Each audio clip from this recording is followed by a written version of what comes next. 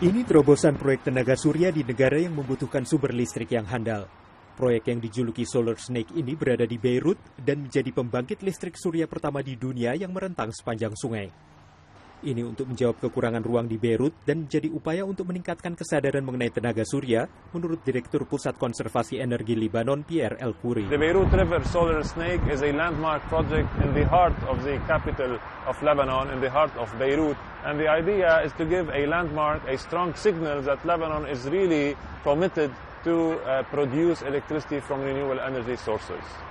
Diharapkan proyek tenaga surya ini bisa 10 kali lipat ukuran saat ini dan berkontribusi terhadap upaya agar 12% energi negara ini terbarukan sebelum tahun 2020. Proyek yang akan mulai menghasilkan listrik beberapa minggu mendatang ini dibangun tepat waktu dan sesuai anggaran.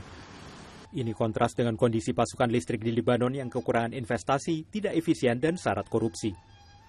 Listrik dari proyek tenaga surya ini akan masuk ke jaringan dan bermanfaat bagi wilayah ramai seperti Borj Hamud di dekatnya. Beragam jenis usaha di sini bergantung pada pasokan listrik biasa, tapi harus beralih ke listrik yang lebih mahal dari generator saat pemadaman listrik terjadi setiap hari. Pemilik salon, Eileen Safarian, sudah muak membayar 2 jenis tarif listrik dan menyambut proyek listrik tenaga surya ini.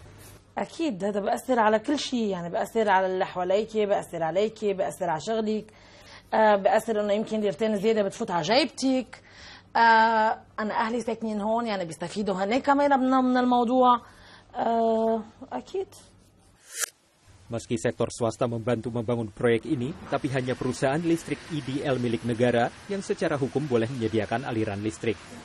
Menurut penasihat energi pemerintah, hal ini harus berubah.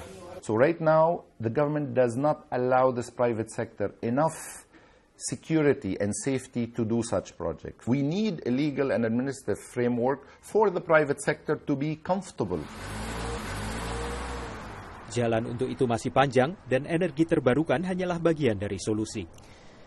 Tahap pertama proyek sel surya di Beirut ini menghasilkan 1 megawatt listrik mulai April 2015. Dan saat keseluruhan proyek selesai nanti, pembangkit listrik surya ini akan berkapasitas 10 megawatt yang cukup untuk dialirkan ke 10.000 rumah.